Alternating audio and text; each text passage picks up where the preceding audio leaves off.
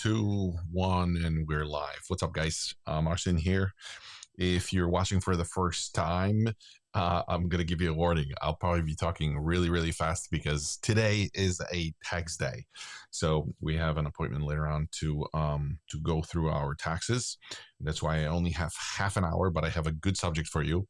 And I was like, I got to put a lot of energy into this episode because it's sort of a very dry subject. Typically, when photographers talk about photography businesses, they like to talk about their art, their equipment, their albums, their logo, their website. But they rarely talk about numbers. Like, how do we make profit? How do we take in the client in onto their client journey with us? How do we squeeze money out of them? How do we make the business profitable? And that's exactly what I'm going to be sharing with you today. So every Thursday, again, if you're watching for the first time, I'm Marcin. I'm here every Thursday, and I literally take like a little chunk of photography business, and I try to unload it, slice it, dice it, just kind of share with you guys what works. That's what we do here live. We have an opportunity to, on Facebook and YouTube, ask questions. So if you're in the chat, I'm just going to browse quickly, see if I see you guys here. In the chat, you can go ahead and ask questions, interrupt, and I usually try to look, and then if there are any questions I can answer immediately, I tackle them here. But if not, I go back, and it's always great to see comments or feedback, or if you DM me, because I know exactly, kind of like where you're stuck, where like what area of the photography business you have questions in, whether it's equipment, editing, client interaction, automation, AI. So it's always super helpful. In terms of, I already mentioned DM, you can actually reach out to me directly. Let me see if I can flash something here for you guys. So you can scan the code. It'll give you like a little, it's driving me insane. You guys can scan the QR code and end up on a little screen, and you'll figure it out. There's an option to DM, take an online assessment. There's if you're watching on Facebook, if you scan, you can go to the YouTube channel. So a bunch of options there. And I also say at the very beginning of this recording is that I also putting together in a process a new school community with all this information nicely laid out, so you don't have to wonder, you don't have to search for episodes. Everything will be there. And my plan was first 100 members. There's no paywall. You can just get in there. Everything will be free. So take advantage. I would encourage you, if that's, if you're in a stage of building photography business, scaling, trying to make more money with it, definitely a place for you. So with that out of the way, we have 25 minutes now. Let's see if I can use it wisely and walk you guys through, I believe I have 5 or 6, I think it's 6 main metrics that I use in the business when I look at my clients coming in and paying, how this ties into like advertising, marketing spend, whether it's, Facebook ads, Google ads, whether it's printing flyers, spending money on expos, wedding expos in my case. So I just wanted to go quickly through it, because I got to tell you, I went probably 4 or 5 years in photography business having absolutely no clue those metrics, those values exist. And it sort of opened up like a huge profit window later, because I knew that I knew what I needed to do with each of those values, and that's my goal. I just wanted to quickly go through them. Number 1, show you what they are. Number 2, I just want to set a goal, like a post goal objective. Here's what you need to do to optimize one of those things. As always, I have a slide deck for you guys. So let's bring it up and let's quickly talk through it. Again, dry subject, but I gotta tell you, this is probably one of the most important videos that you're gonna see out of me. So try to stick through it. If you can only digest one at a time, just digest one, maybe do research, ask questions, leave comments, and then maybe come back and rewatch or watch another one. But super, super important. So let's dive in. Understanding key business metrics. Mastering client acquisition metrics is essential for sustainable growth. These insights reveal how to acquire customers profitably and maximize their lifetime value. I'm going to throw a lot of acronyms and terms as we kind of go along. Don't worry, I'll always try to like simplify it. I always need people to simplify it for me. I'm a visual learner. Sometimes I need them to like show me, or like whatever, draw on a piece of paper. So if you're kind of lost, like just wait, because I'm probably following up with an explanation. So going right in, the first thing we have here is, if this stuff works, it's coming up. I think it's coming up. I think it's coming up. Come on, come on, come on, come on, come on. Come on, come on, come on. Let me refresh the screen. All right. Come on, slideshow. Why you're not cooperating with me? Give me a second. Let me just exit the slideshow and go right in. Oh, maybe it added like an empty slide. That's why. Good that I looked here, guys. Otherwise, we would be sitting here forever. All right, let me just get rid of it and go back to present. And we should be back in business. So let me just double check we're on the right slide. Yeah, this was the title slide and key metrics overview. Back on track. Those are the 6 metrics I just wanted to cover and make you guys aware. Some of you may know all of them. Some of you may know some of them, and maybe you heard of one. I don't know. We follow into different buckets. I know for me, I think I was maybe aware of one. I think CAC, the customer acquisition cost, was something I kind of vaguely understood, but not really. So let's go through 6 of them, and then I'll break them down one by one. So number 1, quickly, customer acquisition cost, total cost to acquire a new customer. How much does each customer cost you, right? So we're going to be breaking this down. I'll explain further, but that's our first metric. How much do you pay per client? The second one is upsells. Additional products or services offered to increase transaction value. So somebody comes into your world, you present them with an offer, and at that time you also present an upsell. We'll dig in and I'll tell you exactly what we're talking about here. Payback period, time required to recover customer acquisition cost. Now, over time, this will start sounding like a math. Don't worry, like we'll take it apart. But it's basically like, how soon can you get to money? And I think on my slide, it was so funny because I'm like, I there's no way to really dissect it. It's just that simple. Like, how soon can you break even? We'll talk about that one as well. LTV is simply lifetime value, total revenue a customer generates over their lifetime.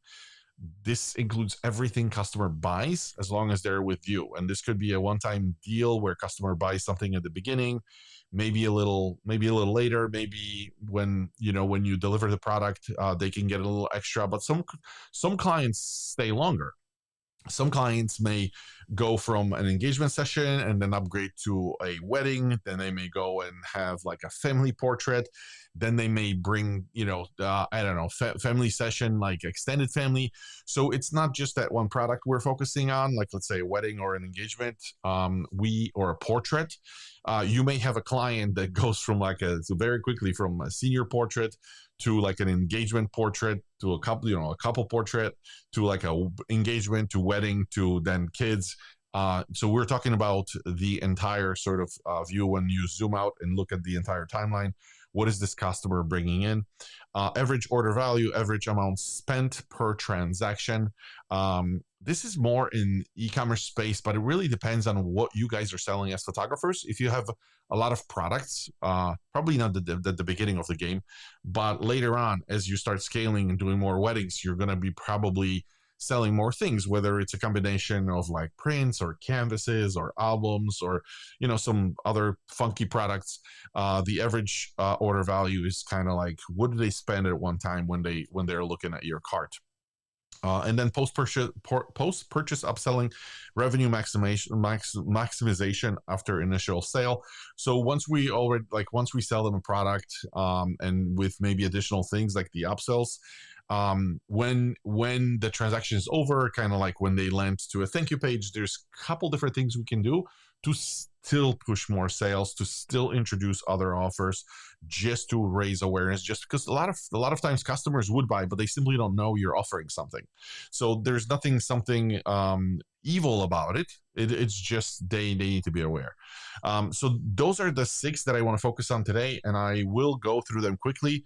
And I was actually thinking probably a good idea to like create another one, more tactical one, where we can take those 6 to say, here are like 3 examples for like, how to look at CAC or upsells or payback period, because you can structure it differently to make sure that, you get the most out of your clients.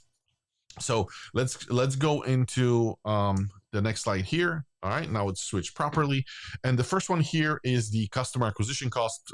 Typically, they call it like, what's your CAC? The CAC is the how much we spend on a customer.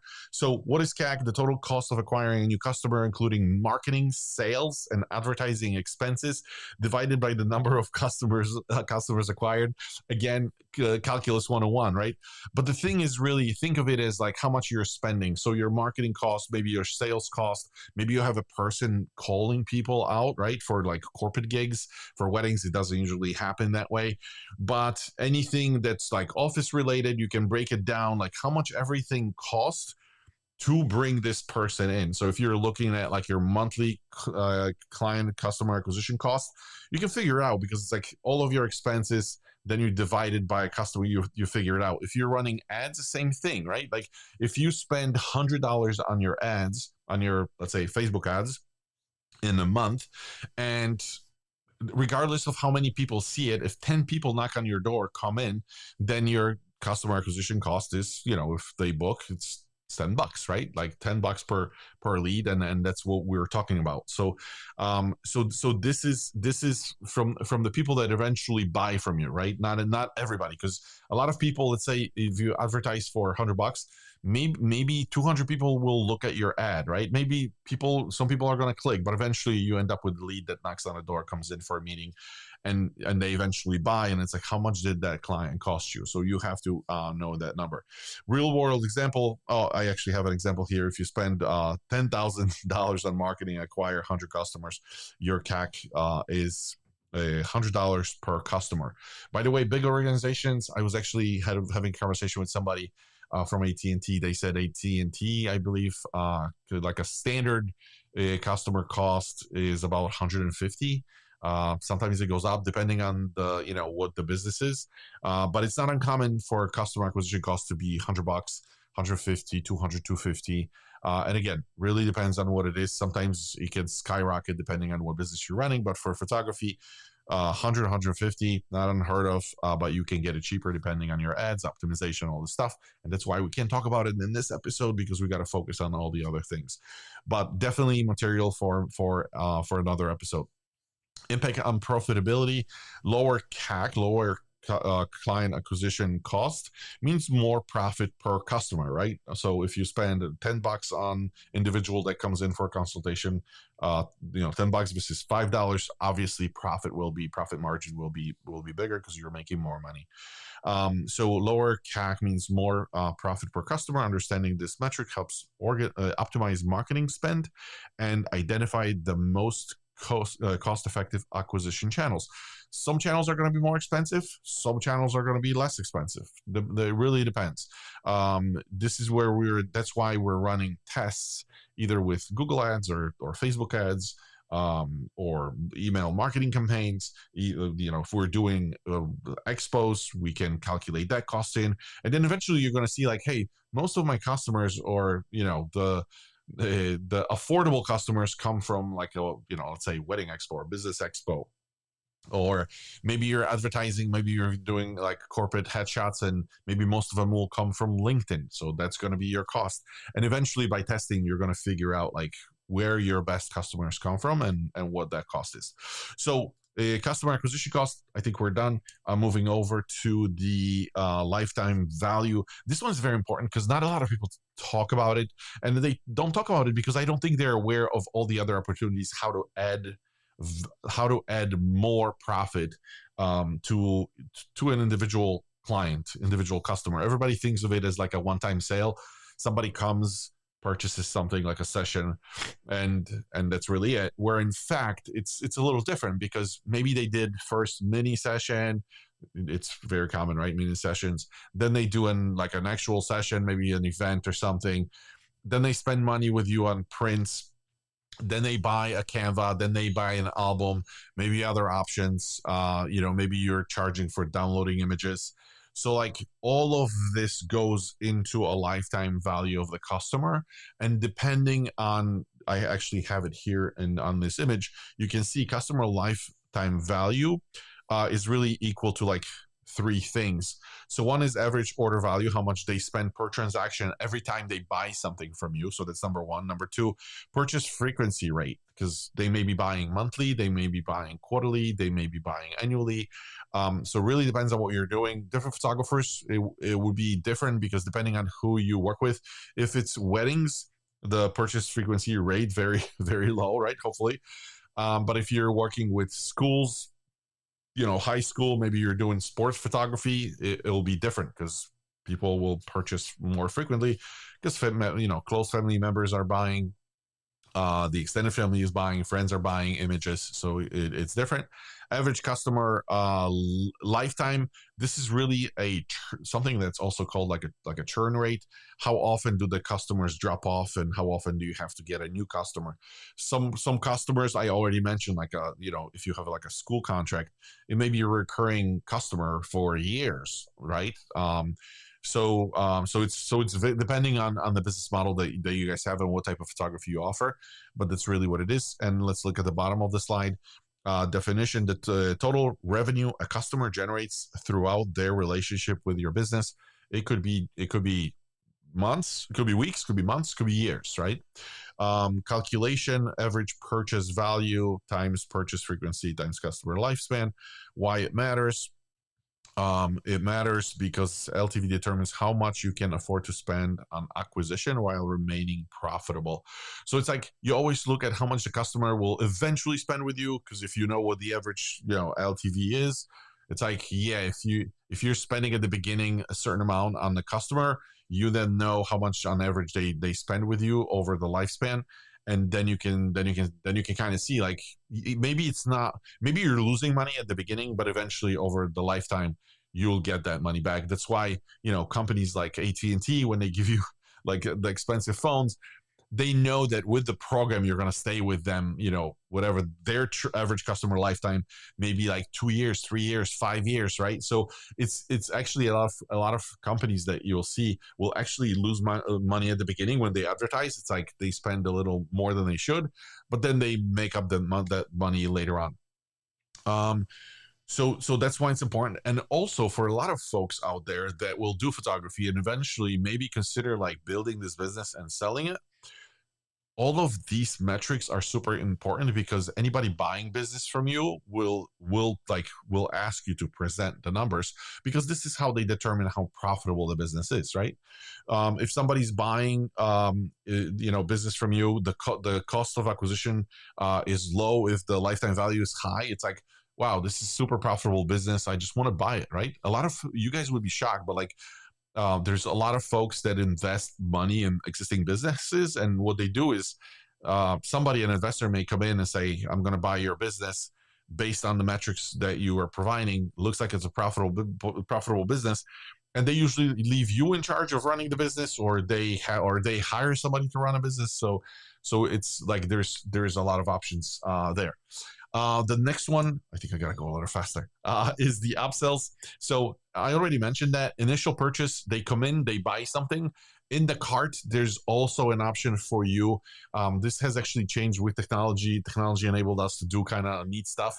And it's like when they're buying a product, you can also include a complementary product that they can sell. So it's like if you're selling your photo session, you can sell like a bundle of photos later that they can download at no charge. But like at the moment when they're purchasing, it's discounted, right? And it's like they have an incentive of like, oh wow, like I can take a benefit of it. It's actually cheaper. I rather pay now. It's better for you because then more money coming in up front, more money to spend on more advertisements. So that we're gonna talk about pay periods, but it's kind of like you have to remember the sooner you can recoup money back, the better for you because you have operational budget to then put into your advertising, right? Or marketing or whatever you guys have, operational cost. So upsells are initial purchase, upsell offer. They're in a cart, they see something, they click. You have probably seen this online where it's like you buy something, but it's like, oh, recommended one is buy three, or there's if you buy this, you get this extra. So this is exactly what we're talking about here, and this increases the revenue.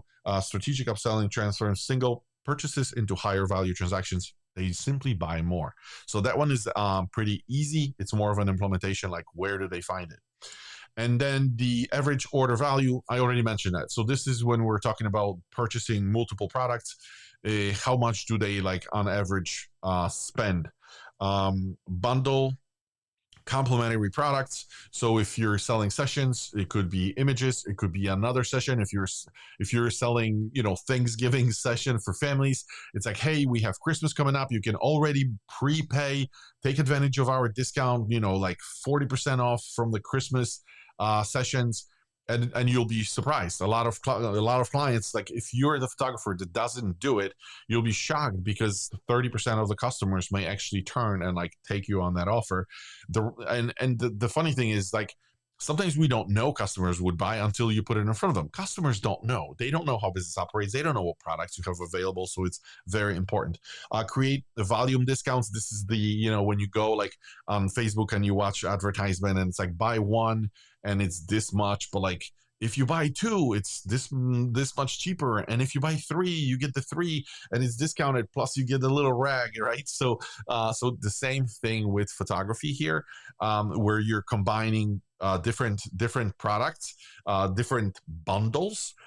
To make it more attractive to the customer, so you can get super creative in terms of like what is it that they get, and then in order to increase your AOV, offer premium versions. So it's not just like if they're interested in portrait session, you can then say, hey, we have a portrait session. Here's the option for like 1 hour, one outfit. That's what it is, or a half an hour, one outfit. This is what it is with like a single image. But you can do 2 hours with two locations or whatever, or multiple outfits, and you can play around with it to create different packages. And a lot of times clients will buy. Try not to offer more than three. Three seems to be the magic number. Clients usually don't go for the cheapest one. They don't go for the most expensive one. Maybe 10% of them do.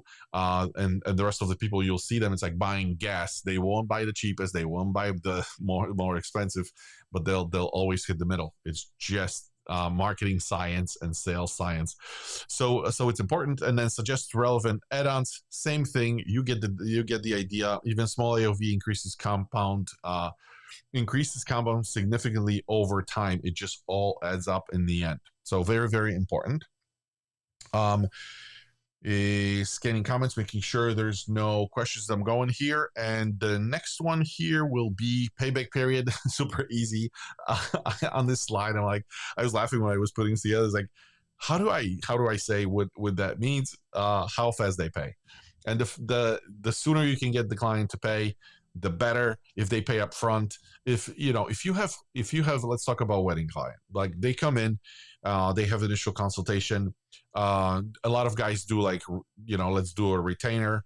And then there's the discussion of like, when do we charge, right? Do we split it up? Like, is it better to get $4,000 or $5,000 today? Or is it better if you distribute this, and I'm talking for the business, not for the client. For the client, it could be a different answer, but for the business, it's better when you collect the money up front because you automatically have this $5,000 available.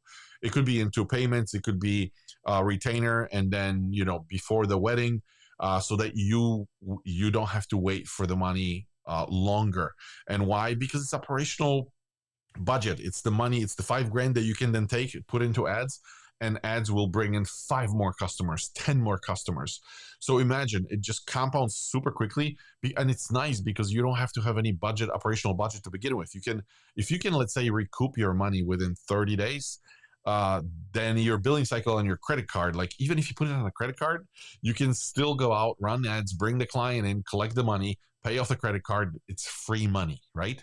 So so that's really what it is. Payback period should always be lowest, always kind of, you know, turn the dials to get to money quicker, because it's just operational money and allows you, gives you a higher, bigger leverage.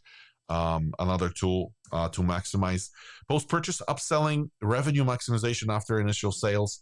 So I was talking about upsales. Upsales happen like during the sales process, when they go in and they check the extra options. Post-purchase is like, it's almost like on a thank you page when you say thank you so much for purchasing, this was great.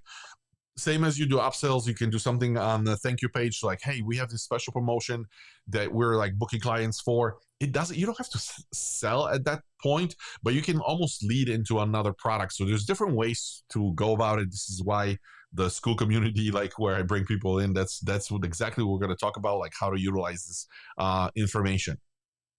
Thank you page offers present immediate relevant offers post purchase, so they get a thank you page and the offer is there either to buy or to take advantage of something. Targeted email sequences automate follow-up emails with personalized recommendations.